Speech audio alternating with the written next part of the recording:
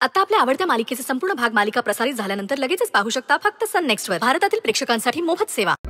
Risky होऊ शकतं. ठीक आहे, एक काम करा, तुम्ही मला कव्हर द्या, मी पुढे होतो.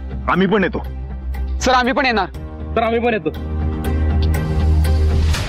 ग्रेट, चला.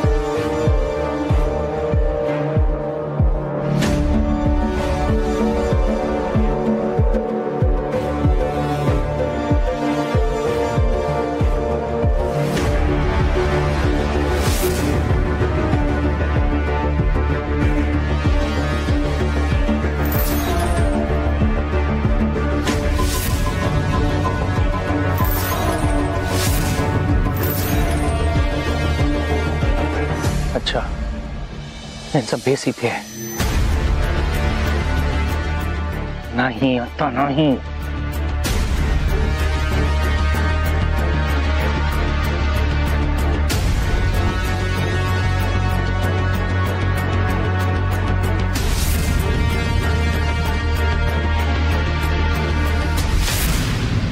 त्यांची कोणतरी बॉस दिसते. सॅटेलाइटवर बोलतायत ते.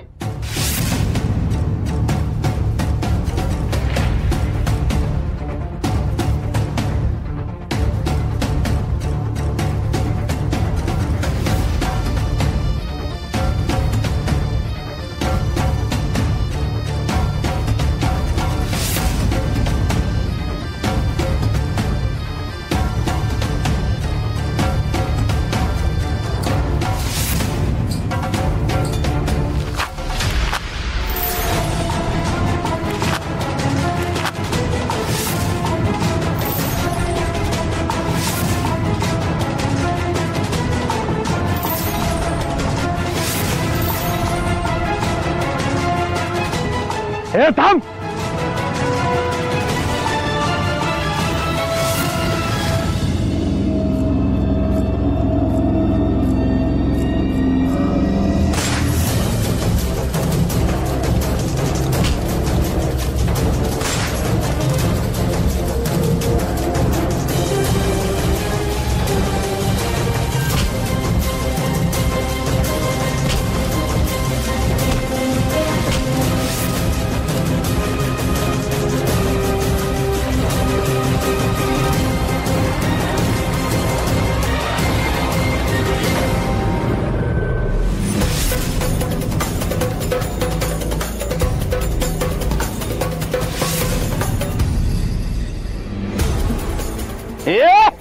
सोड माझ्या माणसाला, नाही तर ह्याला मारून टाकेन मी.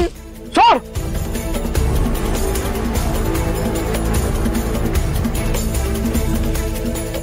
हे सगळ्यांनी बंदूक खाली टाका.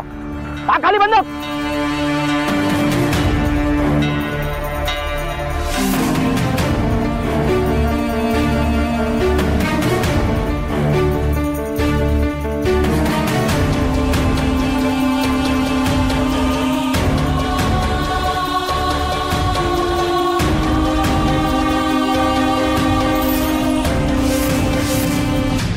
डीसीपी, अरे रिस्क असताना तू इथे आलास. अरे मानलं पाहिजे रे तुला. अरे तू इथे येणार होता हे आम्हाला माहितीये, कारण माझ्या बॉसनेच मला सांगितलं होतं.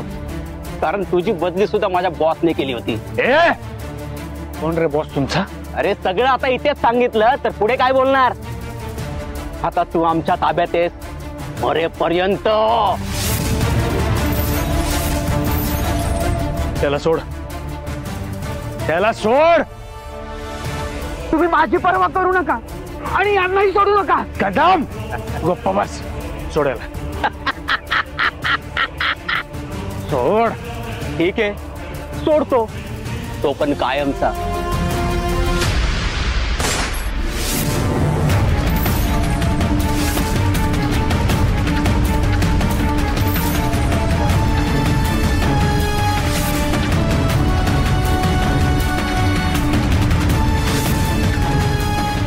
हे तुला मी सोडणार. ए मार त्याला. हे नाही. ए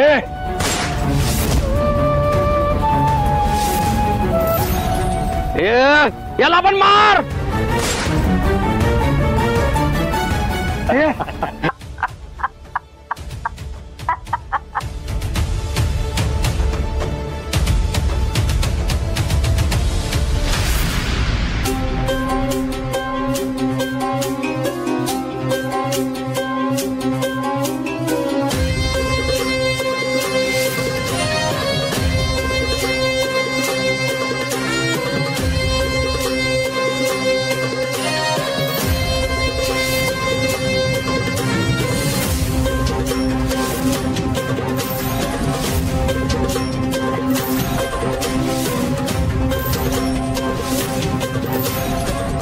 तुम्ही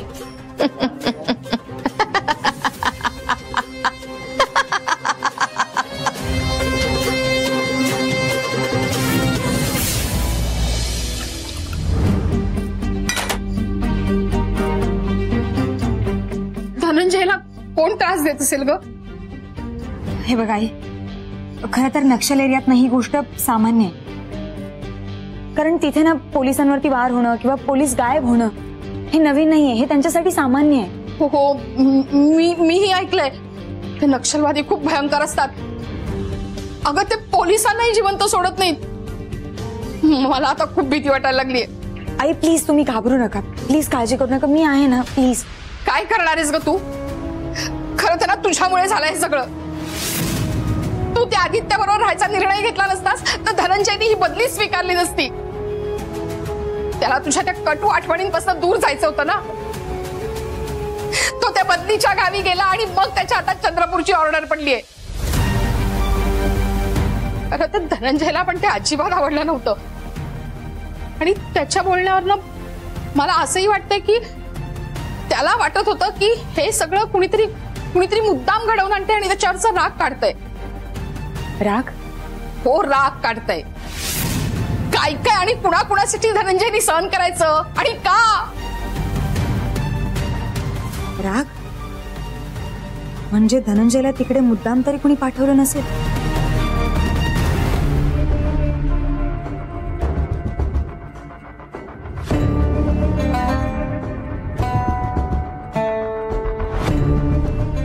शाब्बास. मसाला दुधाचीच मला आवश्यकता होती रे. बाकी काय घेतलं की ऍसिडिटी होते भयंकर. ए आदित्य, तुला हवंय मसाला दूध? हा घे, लाज नको. हे बघ आमच्याकडे बदामापासून बंदुकीपर्यंत सगळ्या गोष्टी मिळतात. Bye bye bye bye. घाबरलायस का रे? मग तू पाणी पी. पाणी पाणी घे, पाणी घे.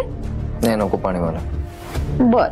मला एक कळत नाही, तुम्ही सुंदरीच्या शत्रू कशा? तुम्ही तर तिला तुमच्या वर्कशॉपच्या ओपनिंगला बोलवलं होतं, तिचं कौतुक केलं होतं. नाण्याला दोन बाजू असतात की नाही. आता बघ ना, तू तुझ्या शाळेमध्ये तुझ्या विद्यार्थ्यांचा आवडता एडी सर आहेस, पण घरी बायकोला गुंगीचं औषध देणारा दुष्ट नवरा. तुझी रेष ओळखते मी. त्यामुळे माझ्याशी दगाफटका करण्याचा अजिबात प्रयत्न करायचा नाहीस.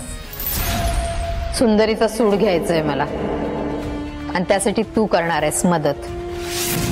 ज्याप्रमाणे सुंदरीनं तुझ्या जवळच्या माणसाला तुझ्यापासून दूर नेलं तसंच तिनं माझ्याही एका जवळच्या माणसाला, माझ्या आवडत्या माणसाला माझ्यापासून दूर नेलंय.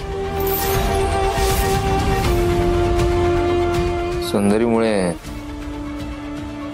तुमच्या जवळची व्यक्ती जी दूर गेली ती कोण आहे कळेल का मला?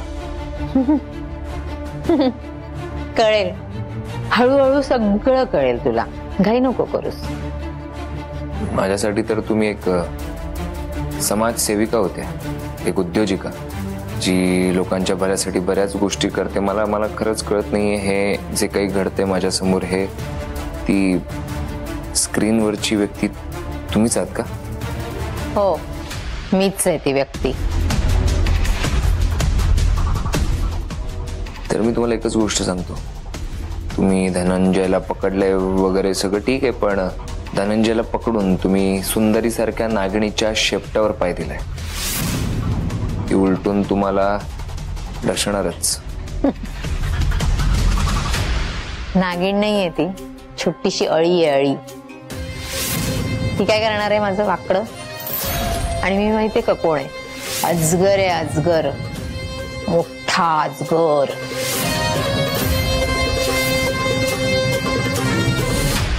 आई प्लीज तुम्ही घाबरू नका. हे बघा, मी तुम्हाला वचन देते, मी धनंजयला घेऊन येईन, तेही सुखरूप. तू वचन देणार आहेस मला? अगं वचन न पाळणारी आहेस तू. आणि मला खात्री आहे आत्ता सुद्धा वचन दिलं ना तरी ते पाळणार नाहीस तू. नकोच आहे मला ते. मी एक वेळ सरकारकडनं मदत घेईन पण तुझ्याकडनं घेणार नाही. आणि इतकी मदत करायला धनंजय लागतो कोण ग तुझा? तू निघ, तू आत्ता इथून निघ सुंदरी. तू आधी जा इथून. चल. आई ऐकून तरी घ्या. नाही, मला नाही ऐकायचं काही. जा आधी इथून तू.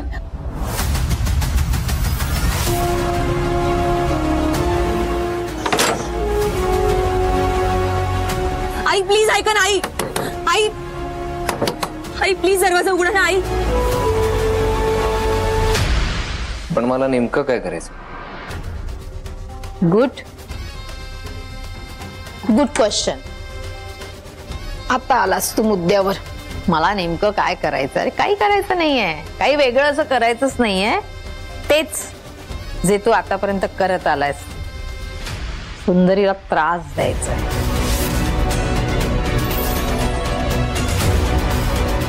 आणि त्यानंतर तुम्ही सुंदरी बरोबर नेमकं काय करणार आहात? आता ह्या सगळ्या गोष्टीचा मी तुला रिपोर्ट द्यायचा का? नाही, तसं नव्हतं म्हणायचं मला.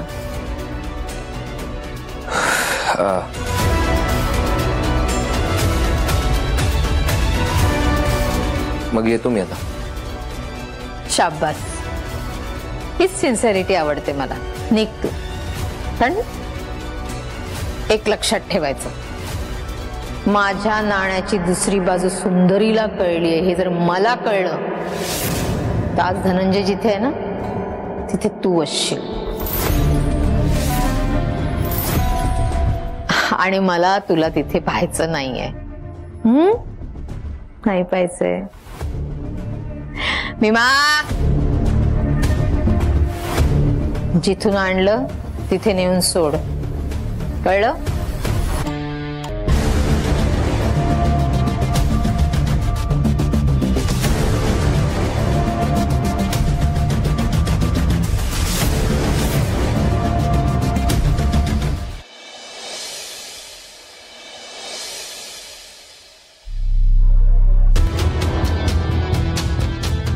सरू, काय झालं ग?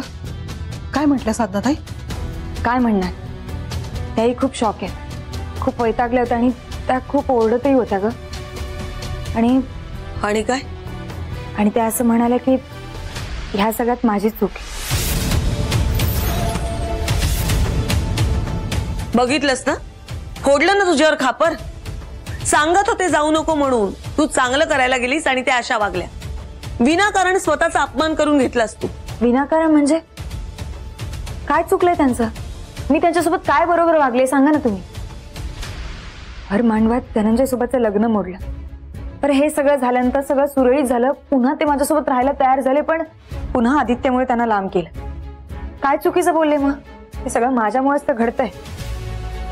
त्यांचं काही चुकीचं नाहीये.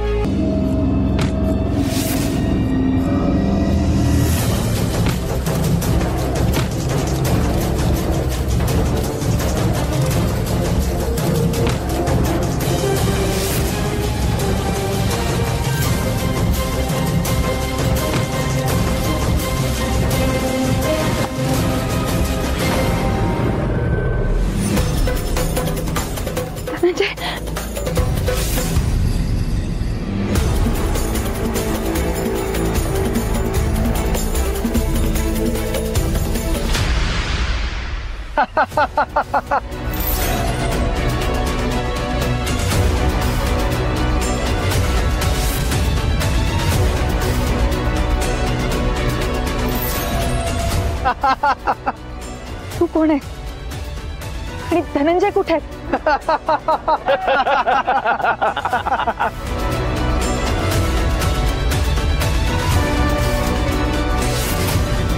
अरे धनंजय तर कधीच मेला रे. आता तू सुद्धा त्याच्या जवळ जाणार.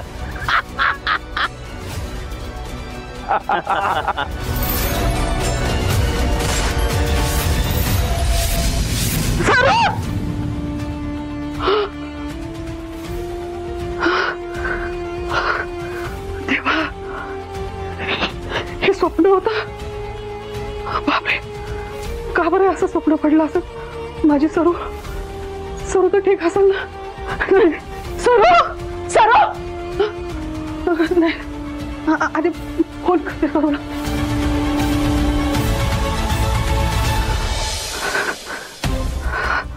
अरे देवा, फोन का लागत नाही?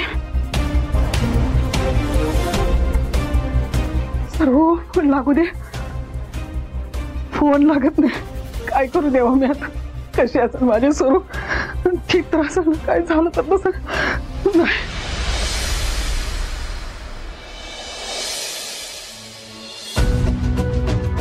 तेव्हा धनंजयला काही होऊ देऊ नकोस.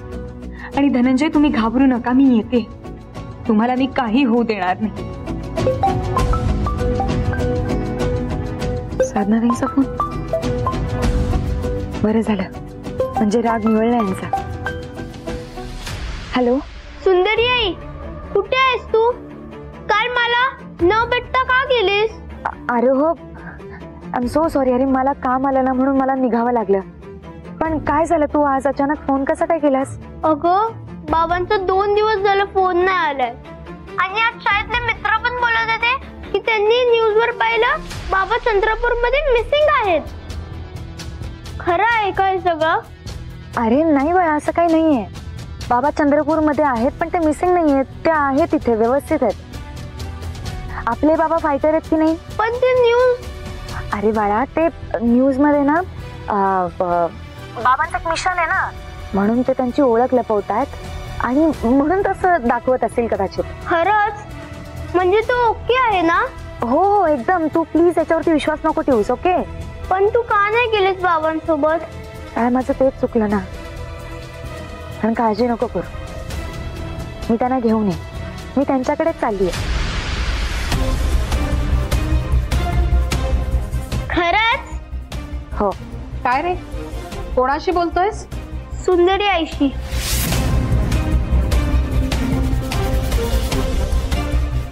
तुला सांगितलं ना आमच्या आयुष्यातनं लांब निघून जा म्हणून, मग का छळतीयस आम्हाला?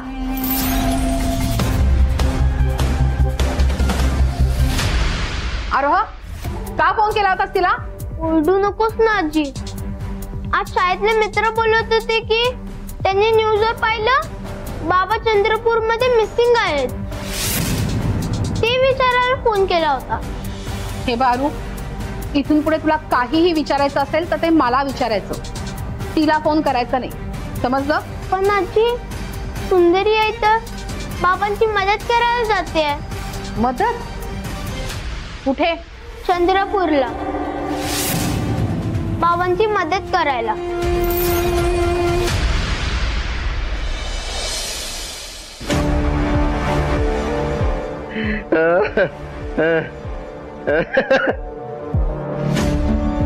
साहेब,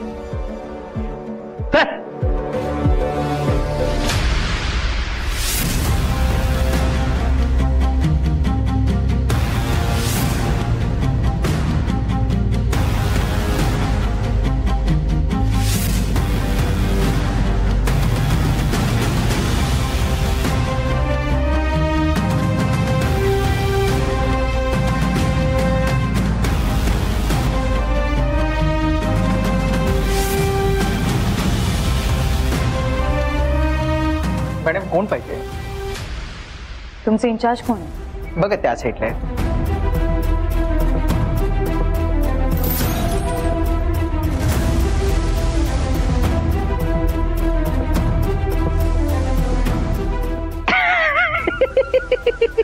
excuse me.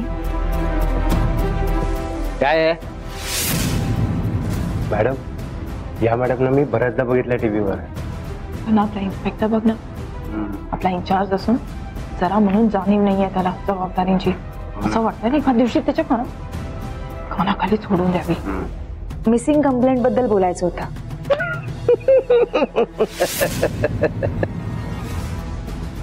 DCP Dhananjay Desai यांच्या मिसिंग केस बद्दल काही अपडेट आलं का तुमच्याकडे? कोणीतरी ओळखतं बाबा त्या डीसीपीला. शहरातनं मोठे मोठे ऑफिसर आणतात आणि आमच्या डोक्यावर बसवतात. पण मॅडम तुम्ही कोण आणि त्यांच्या कोण? मी त्यांची मैत्रीण.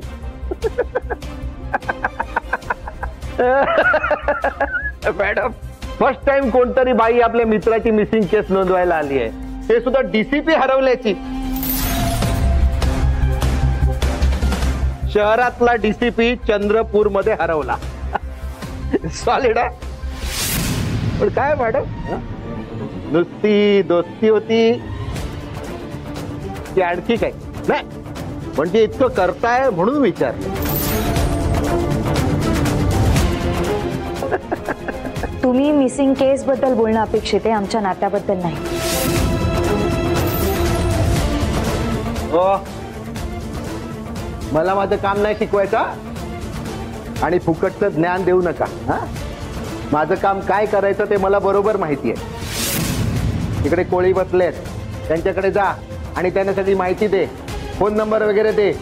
आम्हाला काही कळलं तर आम्ही ते तुला कळवू. हा आणि परत इकडे येऊन आम्हाला त्रास देऊ नको. या काय खुन्नस देते, त्याच्यापेक्षा कंप्लेंट दे.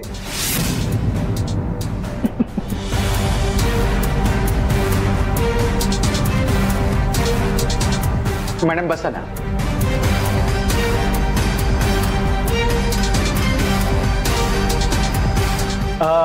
पाणी देऊ की चहा मागू?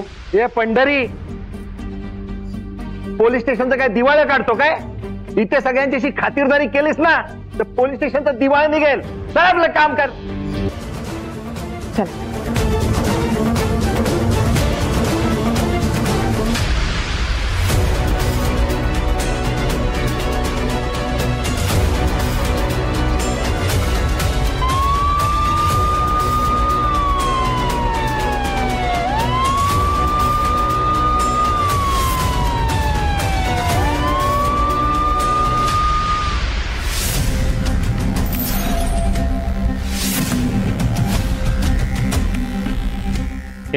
घेऊन घे.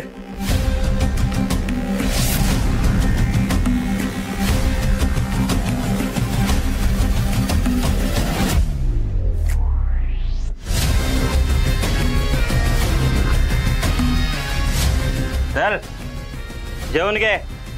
ताकद पाहिजे ना तुला आमचा मार खायला. जेवणार का? मला ताकद पाहिजे तुम्हाला गाडायला.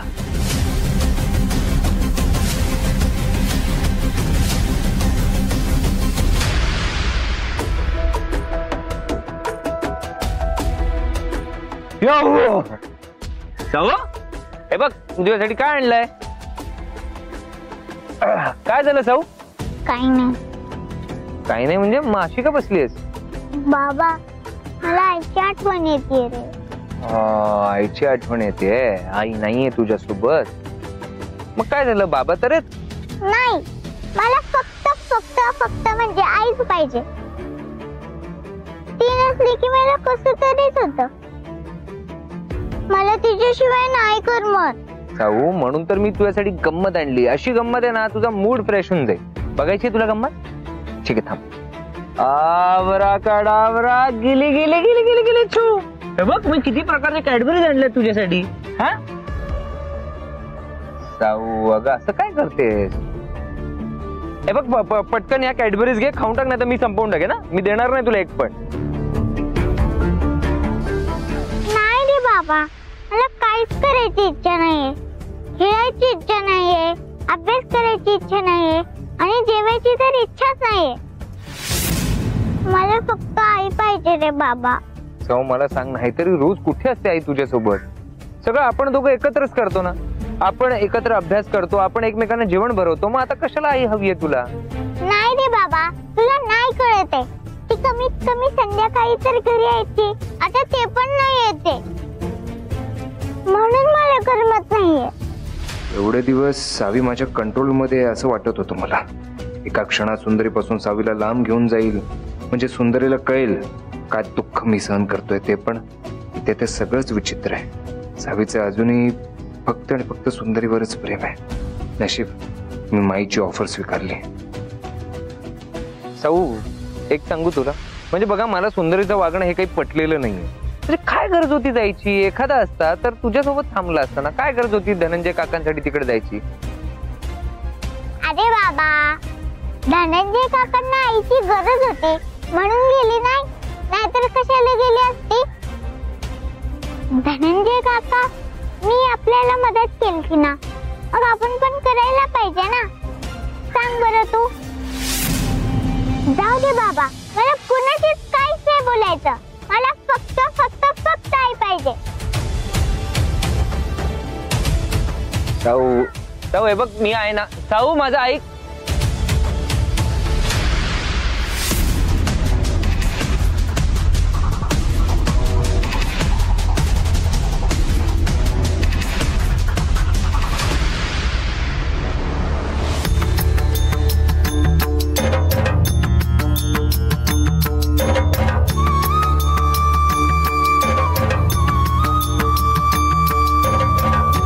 सावी सावी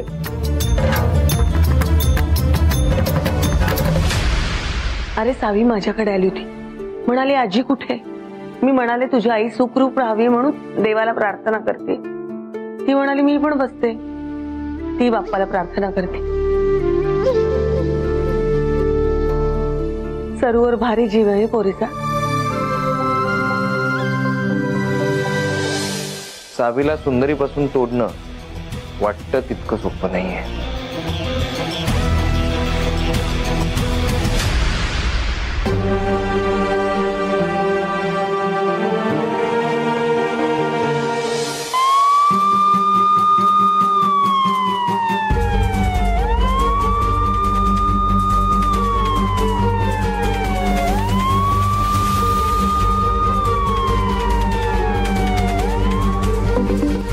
हाय बोल. हॅलो आई, मी बोलतेय. सावी बाळा, काय झालं? काही प्रॉब्लेम नाही ना? मला काय नाही झालं, मंगलाजीला झालंय. मंगलाजीला काय झालं? देव बाप्पाला पाण्यात ठेवून नुसतीच रडते ती. आई बोल ना तू, बोलत का नाहीयेस? थांब मी शशी आजीला देते. हॅलो सरू. अगं बघ ना, मंगलताई हट्टच घेऊन बसल्या. तू सुखरूप आहेस असं तोंडून तुझ्या ऐकत नाही तोपर्यंत त्या देवासमोरून उठणार नाही असं म्हणतायत. आई एक काम करा, फोन स्पीकरवर टाका. हो बोल ग. हॅलो.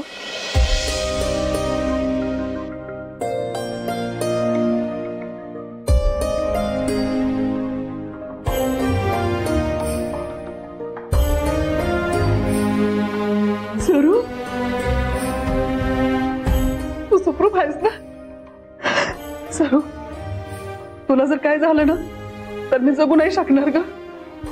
अगं तुझ्याशिवाय कोण आहे ग माझं या जगामध्ये? मी तुला रागवते, चिडते, तर ते सगळं तुझ्या प्रेमापोटी, काळजीपोटीच ग. लवकर ये ग सरू. आई, अगं मला कसं काय होईल? तुझे आशीर्वाद आहेत ना माझ्यासोबत. मला काही नाही होणार. अगं मला नाही वाईट स्वप्न पडलं ग, म्हणून मी घाबरले. सरू, तुझ्या एक चिठ्ठी आहे.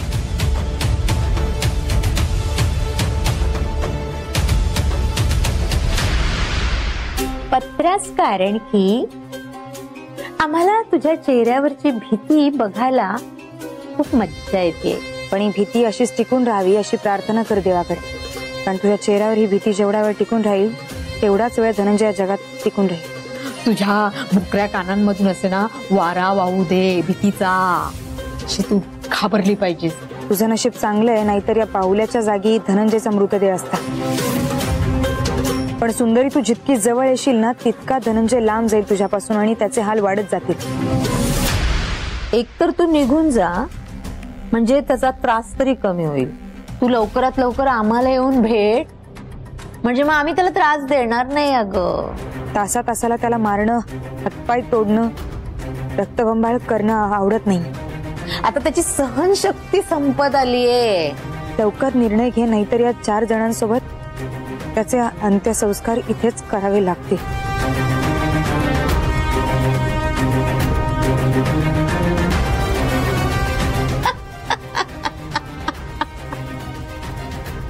हे पत्र इथं लिहून ठेवलंय म्हणजे माझी कोणीतरी ऑलरेडी वाट बघत होता. म्हणजे हे सगळं मुद्दाम घडवून आलं.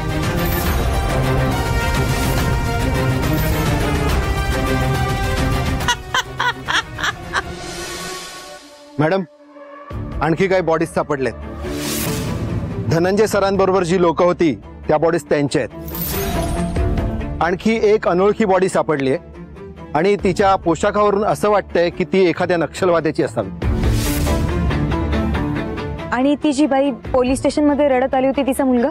सॉरी टू इन्फॉर्म यू, पण त्याची सुद्धा बॉडी सापडली आहे. कुठे असेल माझा नेतू? जिवंत आहे ना तो? हो, आम्ही त्याला शोधून आणू. त्या मुलाचा नोकरीचा पहिला दिवस होता ना. किती निर्दय ही माणसं.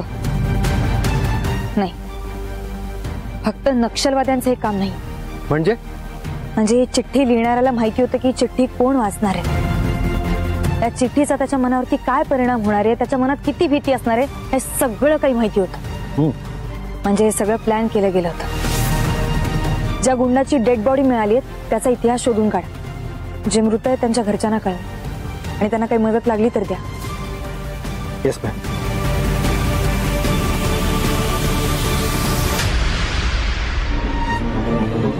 हे सगळं कोणीतरी मुद्दाम घडवून आणलं. या सगळ्या मागे एक विशिष्ट हेतू आहे नक्कीच, आणि मी पण गप्प नाही बसले. मला कितीही घाबरवण्याचा प्रयत्न केला ना, मी या सगळ्याचा बदला घेणारच. मी धनंजयला घेऊन परत जाणारच, आणि हा शब्द आहे माझा. नुकत्याच हाती आलेल्या माहितीनुसार चंद्रपूरच्या नक्षलबहुल भागात बंदोबस्तासाठी तैनात करण्यात आलेली डीसीपी धनंजय देसाई आणि त्यांच्या हाताखालची हवालदारांची तुकडी मिसिंग आहे. नक्षलवाद्यांनी त्यांचं अपहरण केलं असावं किंवा क्रॉस फायरिंग मध्ये त्यांचा मृत्यू झाला असावा असा संशय व्यक्त केला जात आहे. या संदर्भात चौकशी आणि तपास चालू आहे. चंद्रपूरच्या या जंगलातील मिसिंग असलेल्या पोलिसांचे हे फोटोज. डीसीपी धनंजय देसाई.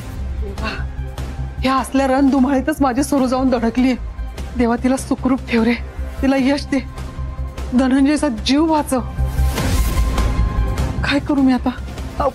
मी तिला फोनच करून बघते. आवती बघा सरू.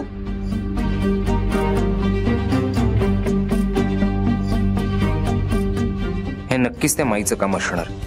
चांगलंच रडवते सुंदरीला. तिकडे धनंजयला दोऱ्यांनी बांधून ठेवलंय आणि इथे सुंदरीला भीतीने. सुंदरी सुखरूप दिसते, तुम्ही घाबरू नका. मला वाटतं आता तुम्ही तिला अजिबात फोन करू नका, कारण तिथे गडबड दिसते बघा. निदान ती सुखरूप आहे हे कळलं तरी आपल्याला. खरंच हो, देवच पावला म्हणायचं बाई. आदित्य,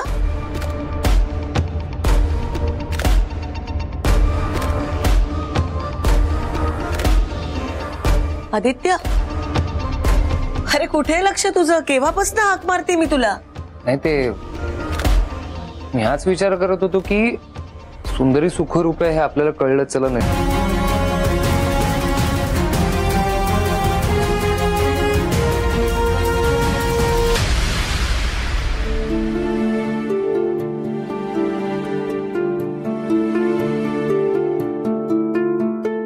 हा झोपून गेलेला दिसतोय. अभ्यास करता करता झोपून गेला होते.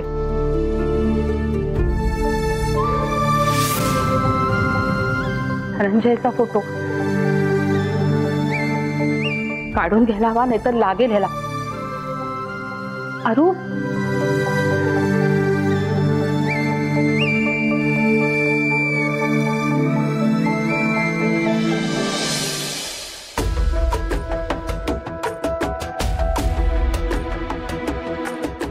सगळीकडे लाल शेरा. तू तरी काय करणार म्हणा, या अवस्थेत अभ्यास तरी कसा सुचणार तुला.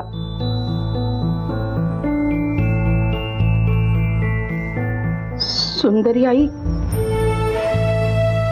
धनंजय बाबा. बाबा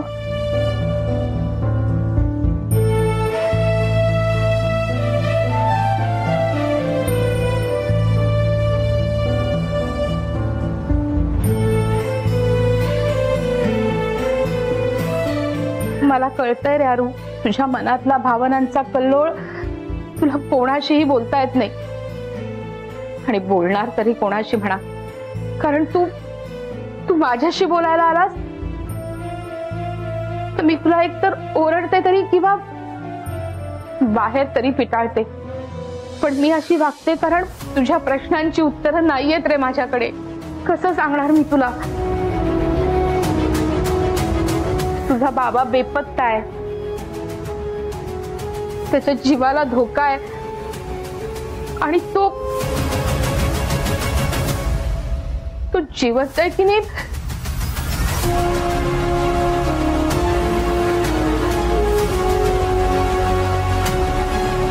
तुझ्या मनातली सगळी खळबळ समजते मला अरू. पण तुला सांगू, जशी तुझी अवस्था आहे तशी सेम अवस्था माझी पण आहे. जसा तू कुणाशी बोलू शकत नाहीस तशी मी सुद्धा माझ्या मनातलं कोणाशीही बोलू शकत नाही. आणि धनंजयला तर या अवस्थेत आपण काहीही मदत करू शकत नाही.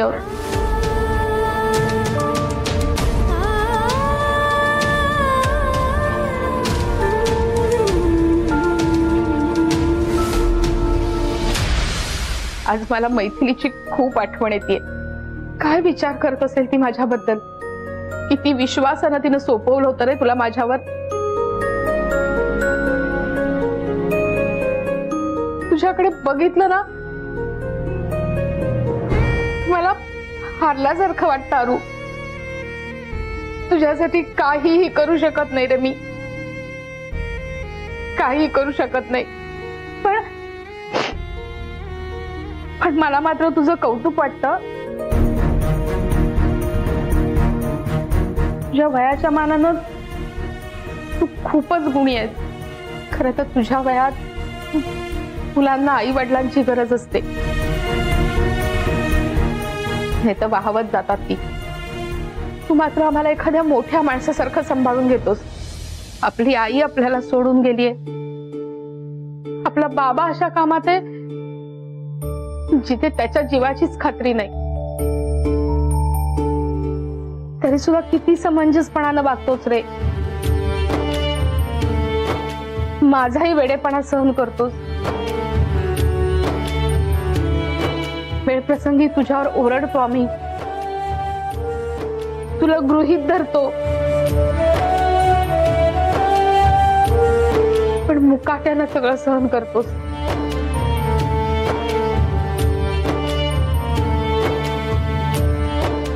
मला माफ कर रे अरू.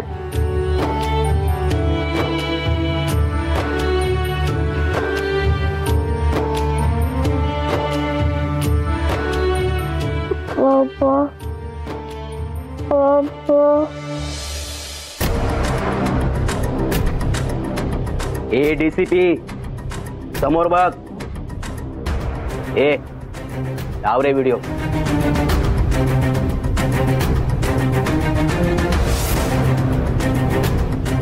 हा तुमचा डीसीपी आमच्या ताळ्यात अडकलाय.